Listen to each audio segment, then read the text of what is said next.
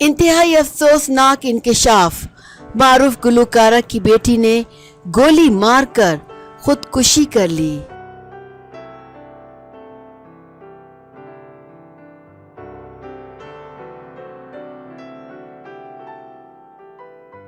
اولاد خدا کی نعمتوں میں سے ایک عظیم نعمت ہے، اور جو اس نعمت سے ایک بار محروم ہو جائے وہ اسے ساری زندگی نہیں بھول پاتا۔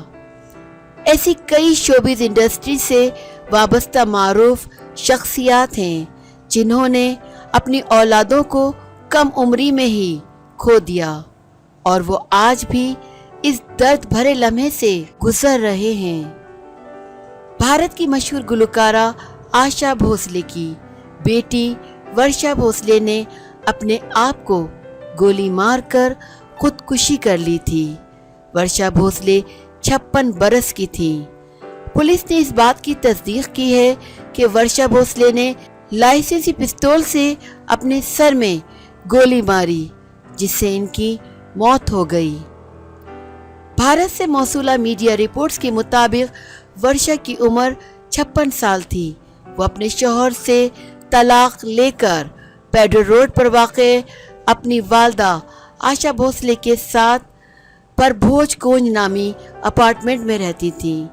اسی عمارت میں ان کی خالہ یعنی لتا منگیشکر بھی رہائش پذیر ہیں۔